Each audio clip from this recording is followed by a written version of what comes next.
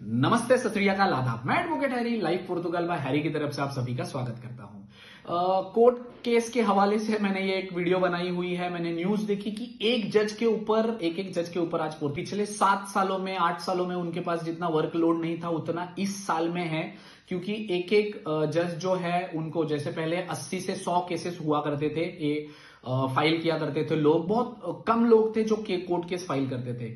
But आज वही cases 10 गुना बढ़ चुके हैं। 800 से 900 केसेस पर डे फाइल हो रहे हैं। जिनको जरूरत नहीं है वो भी कोर्ट केस फाइल कर रहे हैं। जैसे जिनके बायोमेट्रिक अभी हुए महात्मा गांधी में, वो कह रहे हैं कि सर हमें इमरजेंसी में जाना है, 90 वर्किंग डेज से पहले आपको नहीं मिलेगा। फिर भी आप कोर्ट केस करके जो जेन्युइन लोग हैं उनका टाइम भी बढ़ा रहे हो। अभी कल तक जो 5-10 दिन में 15 दिन में कोर्ट का डिसीजन आ जाता था, जल्दी हो जाती थी आपको, और फटाक से डिसीजन मिलके आपको अपॉइंटमेंट मिल जाती थी, कार्ड मिल जाता था।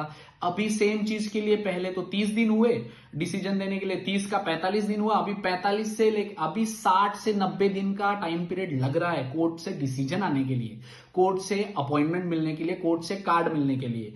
तो जो लोग पहले चाहते थे कि सर हम कोर्ट केस करवा के फटाक से करवा लेते हैं, दोनों जगह पे अभी सेम हो गया है। नॉर्मली होता यूं है कि हमारे ही लोग हैं, हम ही करते हैं। जैसे फॉर एग्जांपल मेरे पास कोर्ट केस लगे हुए हैं, जिन लोगों के अगर 20 कोर्ट केस लगे हैं तो उसमें से 10 लोगों के जज अच्छे हैं, उन्होंने 15-20 दिन में, एक महीने में, सवा महीने में, 32-35 दिन में उन्होंने डिसीजन दिए हुए हैं। बट एक साइड में 10 लोग वो भी तो हैं जिनको अभी तक कोई भी डिसीजन नहीं है। मेरे खुद के 3-4 कोर्ट केसेस हैं जिनमें एक का तो डिसीजन आया हुआ है, 1 महीना उनको भी चला गया है, जिसमें कोर्ट ऑर्डर देती है आईमा को कि विद इन 7 डेज इनको आपको डिसीजन देना पड़ेगा या डेट देनी पड़ेगी।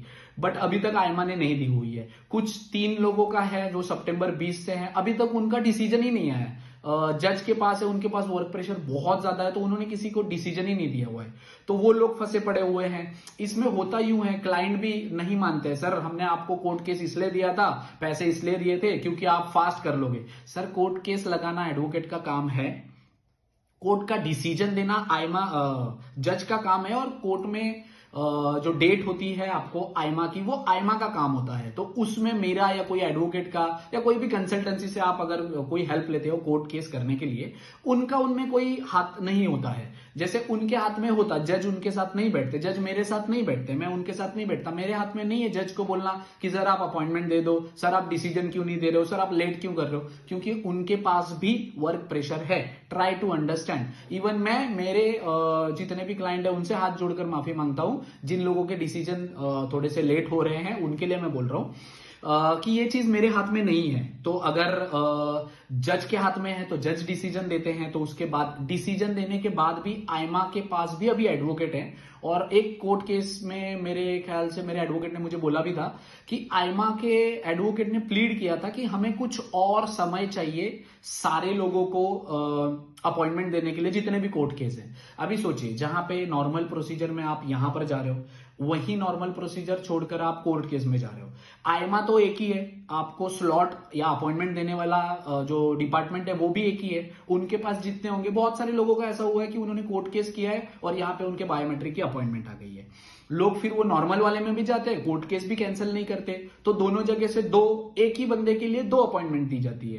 तो आईमा का भी प्रॉब्लम हो जाता है, कोर्ट में भी प्रॉब्लम हो जाता है, इवन एडवोकेट को भी प्रॉब्लम हो जाता है कि जज बोलते हैं सर आपके अगर क्लाइंट को ऑलरेडी अपॉइंटमेंट मिल चुकी है तो आपने कोर्ट केस डिसमिस क्यों नहीं किया।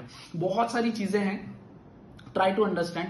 मैं बस इतना ही सजेस्ट करना चाहूंगा, अभी अगर आप कोर्ट केस करवा रहे हो या करवाना चाहते हो किसी भी रीजन से, तो आप चेक कर लो। नॉर्मल प्रोसीजर में आपको 3 महीने लग रहे हैं कार्ड लेने के लिए, अपॉइंटमेंट लेने के लिए, या जैसे भी है, ठीक है, आप वेट कर रहे हो। आप कोर्ट केस से जाते हो तो अभी उसमें भी है ना 3 से 3.5 महीने लग रहे हैं, 90 वर्किंग डेज लग रहे हैं आपका डिसीजन आने में या आपकी अपॉइंटमेंट मिलने में।